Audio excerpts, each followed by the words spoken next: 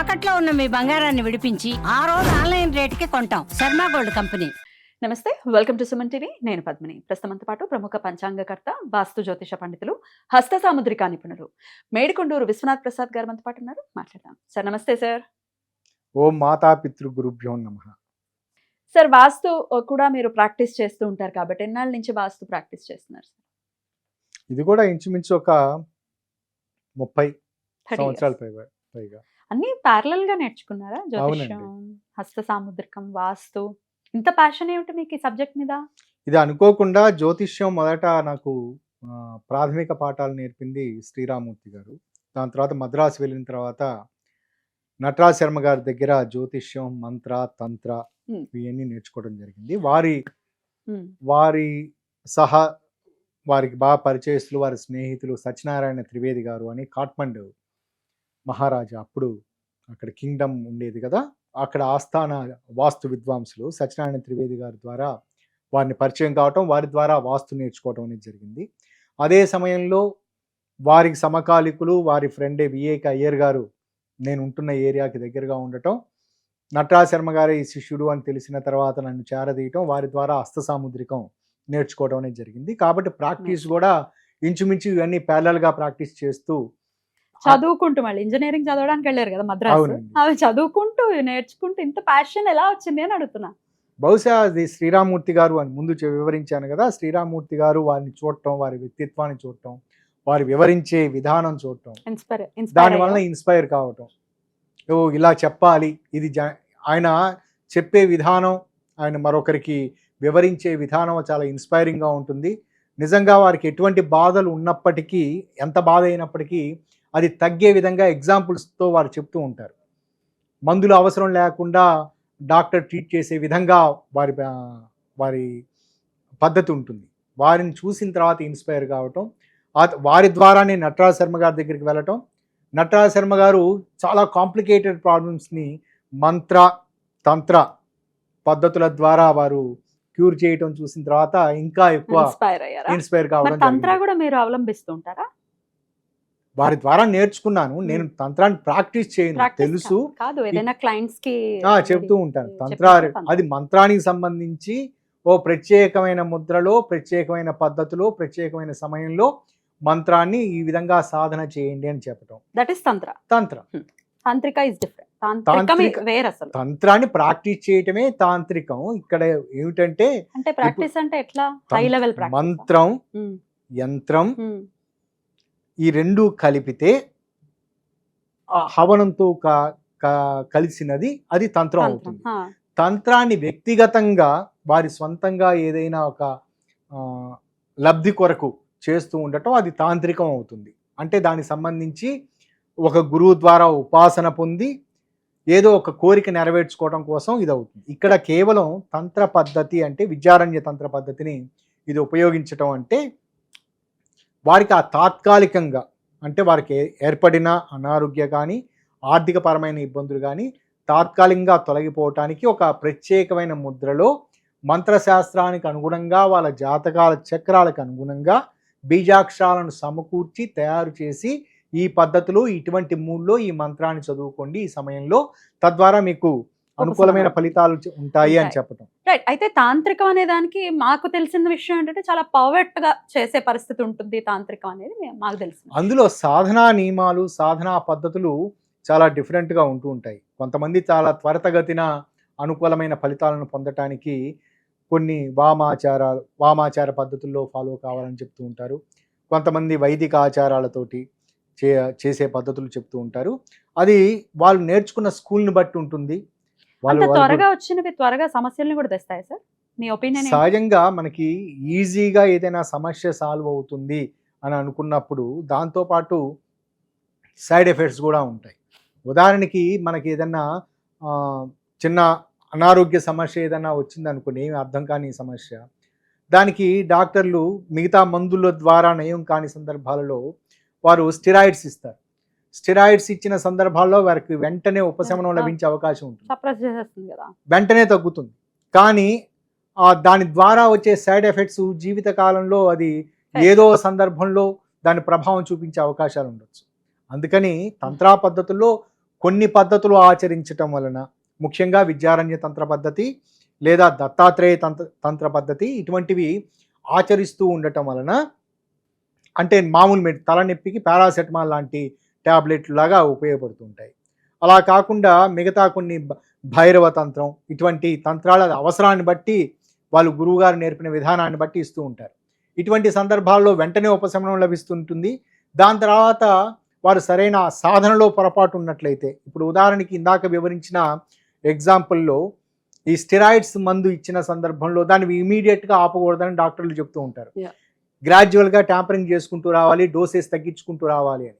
అలానే ఇటువంటి వాటిల్లో కూడా తంత్రాల్లో కూడా వారు ఎక్కడైనా పొరపాటు చేయవలసిన దాంట్లో పొరపాటు చేసిన సందర్భాలలో వారికి మరంత తీవ్రంగా ఎక్కువ డోసెస్ తోటి పూజ చేయవలసిన పరిస్థితో లేదా వాళ్ళకు ఉన్న అనారోగ్యం తిరగబెట్టే అవకాశాలు ఉంటాయి. కాబట్టి నిపుణులైన గురువుల ద్వారా మాత్రమే ఇవి సాధన చేయాలి. అది వాళ్ళు నేర్చుకున్న స్కూల్ని బట్టి ఉంటుంది. వాళ్ళు గురువు గారు నేర్పిన పద్ధతిని వాళ్ళు ఆచరిస్తూ ఉంటారు. గురువుగారు వాళ్ళు వామాచార పద్ధతి ఇదే పద్ధతి అని వాళ్ళు నేర్పారనుకోండి, దాన్నే వాళ్ళు ఫాలో అవుతూ ఉంటారు. అదే వారి మరొకరికి వారి శిష్యులకో వారి దగ్గరికి వచ్చిన వాళ్ళకో సలహాలు ఇస్తూ ఉంటారు. కాబట్టి ఇక్కడ నాకు నేర్పిన నటరాజ శర్మ గారు తంత్రానికి సంబంధించి పరిపూర్ణంగా అన్ని రకాల తంత్రాలు పద్ధతులను నేర్పారు. కానీ వేడి జోలికి వెళ్ళొచ్చు, వేడి జోలికి వెళ్ళకూడదని విచక్షణ రావడానికి ఆయన ప్రవర్తన ద్వారా, ఆయన బోధనల ద్వారా అర్థమైంది. కాబట్టి నేను కేవలం సాత్వికమైన తంత్రాన్ని మాత్రమే ఆచరిస్తూ ఉంటాను. ఇందులో కేవలం ఈ జ్యోతిష్యానికి, హస్త సాముద్రికానికి అంటే వ్యక్తిగత సమస్యలకు మాత్రమే కాకుండా గృహ నిర్మాణానికి సంబంధించి, గృహ వాస్తుకు సంబంధించి కూడా తాంత్రిక పరమైన తంత్రాలకు సంబంధించి, అంటే మీరంటున్న తాంత్రిక అనేది కాకుండా కొన్ని ప్రాంతాల్లో తాంత్రిక అంటే అదేదో క్షుద్ర అనే అపవాదు అటువంటి ఆలోచన కూడా ఉంది. కానీ క్షుద్ర అనేది పర్వర్టెడ్ తాంత్రిక క్షుద్ర అవుతుంది. ఇక్కడ ఇటువంటి సందర్భాలలో వాస్తుకు సంబంధించిన విషయాల్లో కూడా తంత్ర పద్ధతులు, అంటే ఇప్పుడు మనకి భారతదేశం చైనా నుంచి తంత్ర పద్ధతుల్లో ఎక్కువ సందర్భాల్లో బౌద్ధ సాంప్రదాయం, హీనయాన బౌద్ధ మతం నుంచి దిగుమతి చేసుకున్న కొన్ని పద్ధతుల్ని మనం తంత్ర పద్ధతుల్లో ఉపయోగిస్తూ ఉంటాం. కాబట్టి ఫెంగ్షూ రెమెడీస్ అని అవి ఖచ్చితంగా పనిచేస్తాయి. అవి మనం అదేదో చైనా విదేశం కాబట్టి చైనా నుంచి వచ్చేది అటువంటి ఆలోచనలు కరెక్ట్, వాళ్ళ ఆలోచనలు కరెక్ట్ కావు అని అనుకోవటం అది సమంజసం కాదు. మనం ప్రాచీన గ్రంథాలు ఏది చదువుతున్నా, ఆఖరికి అష్టావక్ర గీత చదువుతున్నప్పటికీ లేదా రుద్రయామనం, బ్రహ్మయామనం ఇటువంటి యామల సూత్రాలు చదువుతున్నప్పటికీ ఇవి కనపడుతూ ఉంటాయా? ఇందులో అందులో వశిష్ఠుల వారికి బ్రహ్మదేవుడు చెప్పారట. అందులో ఒక శ్లోకంలో వివరణ ఉంది. చీనా పద్ధతిని పాటించు, చీనా దేశానికి వెళ్ళి అక్కడ ఉన్న తంత్ర పద్ధతులను తెలుసుకోమని చెప్పారట. చీనా అంటే ఆ పూర్వకాలంలో బహుశా అప్పుడు ఆ గ్రాంధిక భాషలో చీనా అని చెప్పి ఉంటారు. కాబట్టి ఇక్కడ ఎల్లలు లేవు. దేశాలకి మనం ఏర్పరచుకున్న, ఇప్పుడు రాజకీయంగా ఏర్పరచుకున్న ఎల్లలు కానీ సాంస్కృతిక పరంగా పద్ధతుల పరంగా చూసుకుంటున్నప్పుడు అన్ని ప్రాంతాల్లో ఒకే రకమైన పద్ధతి ఉంటుంది. చైనాలో కూడా బౌద్ధ మతం ఉన్నప్పటికీ హీనయాన బౌద్ధ మతంలో ఈ తంత్ర పద్ధతులు చాలా విస్తారంగా వివరించబడి ఉంది. అందులో కూడా చిన్నమస్తికాదేవి గురించి, చిన్నమస్తికాదేవి ఆరాధన గురించి, వీటన్నిటి గురించి, తార లేదా నీల సరస్వతి ఇటువంటి వాటన్నిటి గురించి అక్కడ కూడా ఉపాసన. అది భారతదేశం నుంచి అక్కడికి ఎగుమతి అయిందా లేదా అక్కడి నుంచి ఇక్కడికి దిగుమతి అయిందా అనే చారిత్రాత్మకమైన విషయాలను నేను విశ్లేషించలేను. కానీ రెండు చోట్ల ఒకే రకమైన ఆరాధనా పద్ధతులు ఉన్నాయి. ఇక్కడ వాస్తు అన్నారు కాబట్టి నేను ఒక పాయింట్ అడుగుతాను సార్. వాస్తు ఎలాగో వచ్చింది కాబట్టి, అంటే చైనా పద్ధతికి అంటే ఫెంగ్షూకి సంబంధించి వాస్తు రిలేటెడ్ ఇష్యూస్ ని సాల్వ్ చేసుకోవడం కోసం ఈ లాఫింగ్ బుద్ధాస్ ని ఇందులో అంటే ఈశాన్య మూలలో పెట్టండి అను, లేకపోతే ఏవో మొక్కలు ఏవో ఉంటాయి చైనా మొక్కలు, అవి పెట్టండి అను, లోపల ఇంట్లో పెరిగేవి చాలా యాక్యురేట్ గా పనిచేస్తాయి. లేకపోతే అక్వేరియం ఏదైతే ఉందో అక్వేరియం ని ఇట్లా పెట్టండి, చైనా వాళ్ళు ఎక్కువ ఫాలో చేస్తారని. ప్రత్యేకంగా చైనా ఫిష్ ఒకటి ఉంటుంది, అది పెడితే అదృష్టం కలిసి వస్తుంది అని చెప్తుంటారు. వీటిని మీరు ఏకీభవిస్తారా? ఇక్కడ సమస్య తొలగిపోవటానికి, సమస్యలు వాటి ప్రభావం తగ్గటానికి ఉపయోగపడుతుంది. కానీ అదృష్టం కలిసి రావటం అనే పాయింట్కి వచ్చినప్పుడు మనం పని చేస్తుంటేనే అదృష్టం ఉంటుంది. పని చేయకుండా నేను కామ్గా కూర్చొని ఉంటాను, నాకు అదృష్ట దేవత నా దగ్గరికి రావాలనేది సాధ్యం కాదు. మీరు చెప్పిన ఈ రెమెడీస్ అన్నీ ఈ చైనా పద్ధతికి సంబంధించి ఈ రెమెడీస్ ఖచ్చితంగా ఉపయోగపడతాయి. దానికి సంబంధించి రకరకాల కాయిన్స్ని ఉపయోగిస్తూ ఉండటం. ఆ కాయిన్స్ ముఖ్యంగా వృత్తాకారంలో ఉన్న కాయిన్ మధ్యలో ఒక స్క్వేర్గా ఉన్న కన్నం ఉండటం, అటువంటి కాయిన్స్ 2-3 కలిపి ఉండి తగిలిన వెంటనే ఒక ప్రత్యేకమైన శబ్దం వస్తూ ఉండే విధంగా ఉండటం, ఇటువంటివన్నీ చిన్న చిన్న రెమెడీస్ అది ఉపయోగపడతాయి. డ్రాగన్ బొమ్మలు పెట్టుకోవటం లాంటిది కూడా చేస్తాం. ఇది చైనా నుంచి దిగుమతి అవుతున్న నాలెడ్జ్, అక్కడి నుంచి వస్తున్న విజ్ఞానం. ఇది చాలా మంది ఉపయోగిస్తూ ఉంటారు. ఉపయోగపడతాయని అంటున్నారు. ఉపయోగపడతాయి, కానీ అది పూర్తిగా సమస్యను తొలగించడానికి కాదు. ఇది భౌగోళిక పరమైన అంశాలు. ఇక్కడ వాస్తు పద్ధతులు అని అనుకున్నప్పుడు మనకి ఇక్కడ ఏర్పడిన మన ప్రాంతంలో ఇక్కడ ఉండే ఇంటి నిర్మాణం ఇది పూర్తిగా ఫ్లాట్గా ఉంటుంది. కానీ చైనాలో ఉన్న ఇళ్ల నిర్మాణాలు ఇట్లా కానికల్ షేప్లో పైన ఈ విధంగా ఉంటాయి. పైనుంచి వచ్చే దివ్య శక్తులు లేదా పాజిటివ్ వైబ్రేషన్స్ అన్నీ కాన్సన్ట్రేటెడ్గా పైనుంచి ఈ విధంగా దిగుమతయ్యి ఇల్లంతా స్ప్రెడ్ కావాలని చైనా ఫిలాసఫీ. అంటే హోల్ ఉంటుందా పైన? ఉండదు. ఈ విధంగా కానికల్లో ఉండటం వలన మనకి సౌత్ ఇండియాలో ఉండే దేవాలయాలు చూడండి, మన సౌత్ ఇండియాలో దేవాలయాలన్నీ పైన ఒక గోపురం ఉంటుంది. ఆ గోపురం ద్వారా లోపలికి పాజిటివ్ శక్తులు వస్తాయని ఒక ప్రత్యేకమైన నమ్మకం. అటువంటి పద్ధతిని చైనా వాళ్ళు ఆచరిస్తూ ఉంటారు. ఇంటికి కూడా పెట్టుకుంటూ ఉంటారు. ఈ మధ్య కాలంలో పత్రిజీ వారి దాంట్లో ఇంట్లో ప్రత్యేకంగా వాళ్ళు పిరమిడ్ అనేది ఒకటి ఏర్పాటు చేసుకుని అందులో ధ్యానం చేస్తూ ఉండటం అనేది చూస్తూ ఉంటాం. కాబట్టి ఇటువంటివన్నీ అక్కడ చైనా సాంప్రదాయాలకి అక్కడున్న గృహవాస్తుకు సంబంధించి అది ఉపయోగపడేది. కానీ మన సౌత్ ఇండియన్ గృహవాస్తుకు సంబంధించి అటువంటి ఈ విధంగా గోపురంలా ఉండే ఇంటి నిర్మాణాలు చాలా తక్కువగా ఉంటాయి. ఇప్పుడు అపార్ట్మెంట్ కల్చర్ వచ్చిన తర్వాత ఒక ఇంటి పైన మరొక ఇల్లు అన్ని ఫ్లాట్గా ఉండటం, ఇటువంటి లక్షణాలు ఉన్న కారణం చేత అక్కడ ఉన్న రెమిడియల్ మెజర్స్ ఇక్కడ ఉపయోగపడే అవకాశాలు దాదాపు సగానికి సగం తగ్గుతాయి. ఇక్కడ ఉపయోగపడే విషయాలలో ఈ అక్వేరియం పెట్టుకోవటం అనేది కూడా సహజంగా చేపలు ఒక జీవరాశి, ఆ విధంగా నీటిలో సంచరించే జీవరాశి ఉండటం, లేదా కొంతమంది చెప్తుంటారు తాబేలు పెట్టుకుంటూ ఉండటం, అది ఈశాన్య మూలలో పెట్టుకోవటం, ఇటువంటివన్నీ అది ఒక నమ్మకంగా మారిపోయి చాలా మంది దాన్ని ఉపయోగిస్తూ ఉన్నారు. దాని వల్ల ఉపయోగం కేవలం 50%, 25 to 50% ఉండే అవకాశాలు ఉంటాయి. కాదు, అంటే 50% అనే పదం ఉపయోగించడానికి కారణం దానికంటే మెరుగైన ఫలితాలు 100%, ఇంచుమించు 100%, 99% అనుకుందాం. మెరుగైన ఫలితాలు ఇచ్చే పద్ధతులు మన దగ్గర ఉన్నాయి, వాస్తులో ఉన్నాయి. వాటిని మనం విస్మరించి ఇవన్నీ చేయటం వలన కేవలం సగం లాభమే, సగం అనుకూలతలే పొందుతారని చెప్పడం నా ఉద్దేశం. అప్పుడు తగ్గిపోయినట్టే కదా. మనకి సింపుల్ గా చెప్పడం అంటే మొట్టమొదట సమస్యలు అనే దానికి ఎక్కువ మంది ఫీల్ అయ్యే సమస్యలు ఆర్థికపరమైన సమస్యలు. ఆర్థికపరమైన సమస్యలు అంటే ఉద్యోగ వ్యాపార రంగాలకు సంబంధించి వచ్చే సమస్యలు. ఉద్యోగానికి సంబంధించి స్థిరత్వం లేకపోవటము, లేదా వ్యాపారానికి సంబంధించి ఒడిదుడుకులు ఎదుర్కోవటము, ఇవన్నీ ఆర్థిక సమస్యలు. కానీ ప్రత్యేకంగా ఆర్థిక సమస్యలు ఇంట్లో మనం అధిగమించాలి అంటే ఇంట్లో ఏదైనా దానికి ప్రత్యేకమైన రెమెడీ ఉంటుంది దానికి. ఈ ఆర్థిక పరమైన సమస్యలు తొలగిపోవటానికి మొట్టమొదటి జాతక పరిష్కారాలు, జాతకానికి సంబంధించి వారికి అటువంటి నెగటివ్ పీరియడ్ నడుస్తుందా అనేది ముందు అర్థం చేసుకోవాలి. కేవలం వాస్తు ద్వారా మాత్రమే ఆర్థిక పరమైన సమస్యలు ఉత్పన్నమవుతాయి, కొనసాగుతాయి అని అనుకోవటం కరెక్ట్ కాదు. అందుకనే మనకు ఒక చిన్న సామెత ఉంది, దశ బాగుంటే దిశ బాగుంటుంది అనే పదం ఉపయోగిస్తాను. దశ అంటే ఉద్దేశం జాతక చక్రంలో చక్కటి అనుకూలమైన పరిస్థితులు ఉన్నట్లయితే మనం నివాసం ఉండే ఇల్లు కూడా చక్కటి అనుకూలమైన ఇల్లే మనకు లభిస్తుంది అని కొంతమంది ఒక సామెతగా చెప్తూ ఉంటారు. అలానే మన జాతక చక్రంలో చాలా చక్కటి మంచి పీరియడ్స్ నడుస్తున్నాయి అనుకోండి, ఒక ఇబ్బందికర వాస్తు కలిగిన ఇంట్లో మనం ఉన్నామనుకోండి, ఎక్కువ కాలం అందులో ఉండలేము, లేదా మనకు వచ్చే ప్రాఫిట్స్ 2% నుంచి 5% తగ్గే అవకాశం ఉంటుంది. అంతే ఉంటుందా? అంతే, మాక్సిమం అంతే కదా. మనకి అంత స్ట్రాంగ్ పీరియడ్ నడుస్తున్నప్పుడు అప్పుడు జాతకమే ఎక్కువ ప్రామినెంట్ చూపిస్తుంది.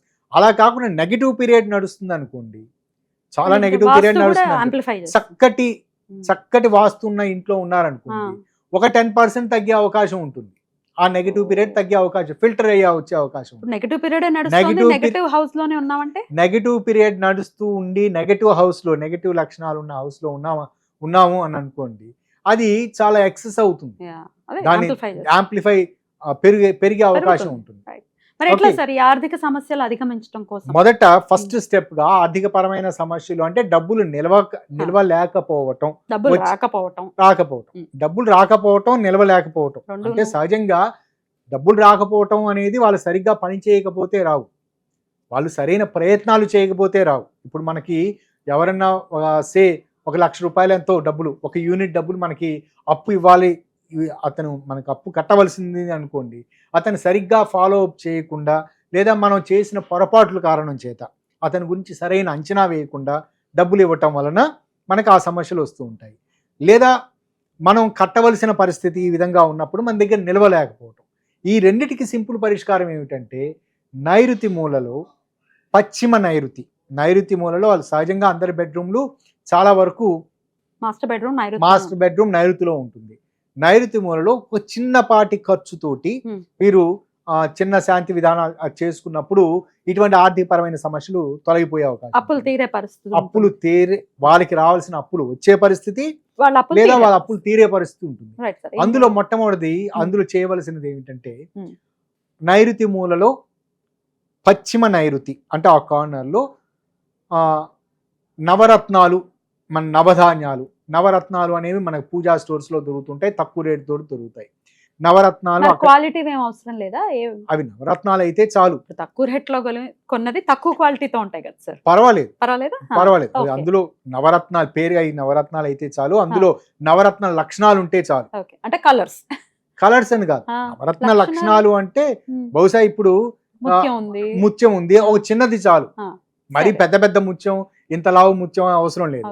లేదా వజ్రం ఉంది, ఒక రవ్వ చాలు, ఒక చిన్న రవ్వ చాలు. అంటే ఇప్పుడు మనకి గ్లాస్ కట్ చేయడానికి ఉపయోగిస్తుంటారు చూసారా, దాంట్లో వజ్రమే వాడతారు.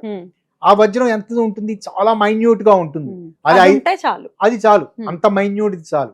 అటువంటివి తీసుకొచ్చి నేల మీద ఒక ఏదైనా చక్కటి ఒక బండలాగా, లేదన్నా ఒక క్యాష్ చెస్ట్ అంటారు చూసారా, మనకి డబ్బా, ఇనప డబ్బా ఒకటి ఉంటుంది, లేదా ఖజానా లాగా ఇనుప, అటువంటిది ఏదన్నా ఒక బరువైనది పెట్టుకొని దాంట్లో మొట్టమొదట నవరత్నాలు అక్కడ పెట్టి దానిపైన నవధాన్యాలను తీసుకొని ఒక్కొక్కటి ఇంచుమించు కొంచెం బరువు ఉండే విధంగా, కుదిరితే ఒక్కొక్క ధాన్యం ఒక్కొక్క కేజీ ఎయిర్ టైట్ ప్యాక్ చేయించి ఒకదాని మీద ఒకటి పేర్చుకుంటూ, ఎయిర్ టైట్ ప్యాక్ అని చెప్పడం ఉద్దేశం ఏమిటంటే అవి త్వరగా పురుగు పట్టే అవకాశం ఉంటుంది.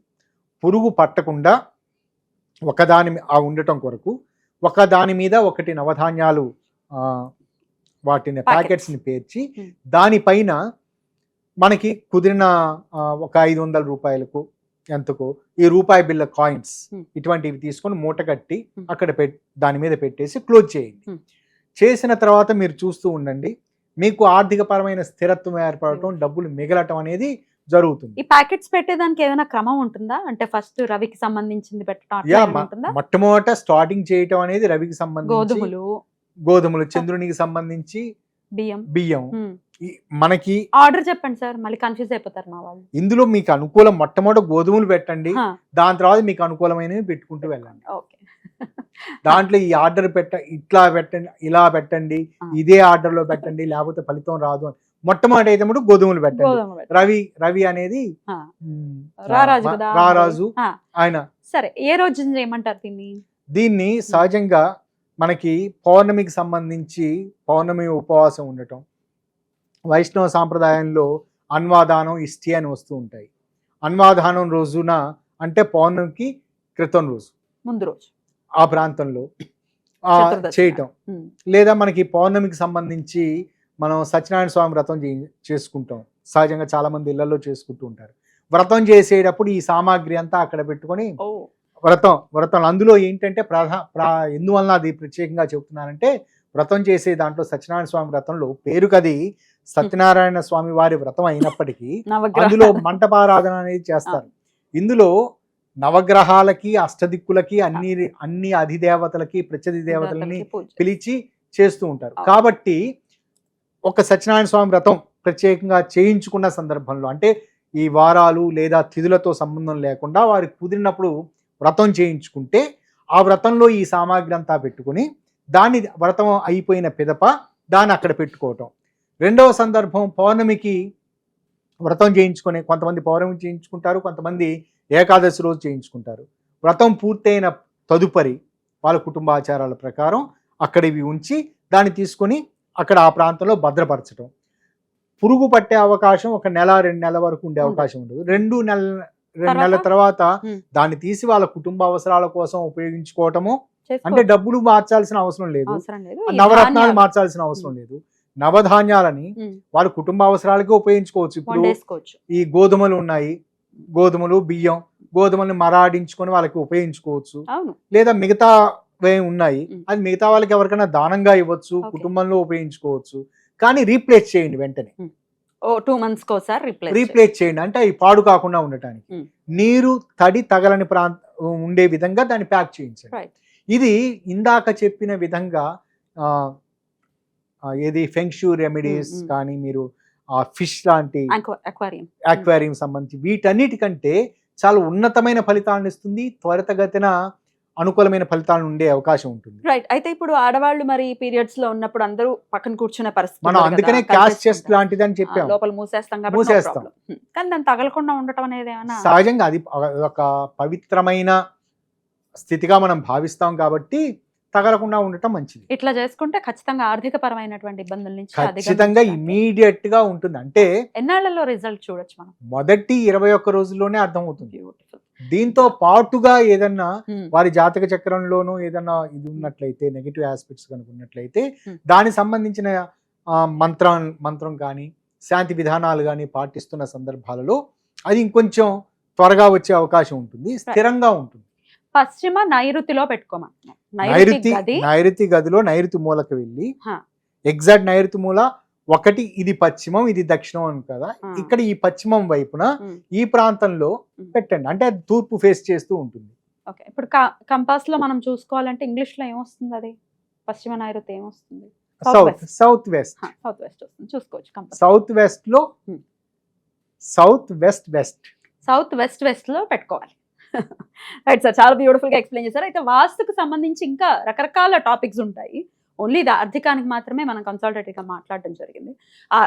ఆరోగ్యానికి సంబంధించి కానీ, పాజిటివ్ ఎనర్జీ పెరగడానికి కానీ, ఇట్లా రకరకాల అంశాలు ఉంటాయి కాబట్టి వాటి గురించి నెక్స్ట్ వీడియోస్లో మనం మాట్లాడుకుందాం. తప్పనిసరిగా. Thank you so very much sir. నమస్తే. నమస్కారం.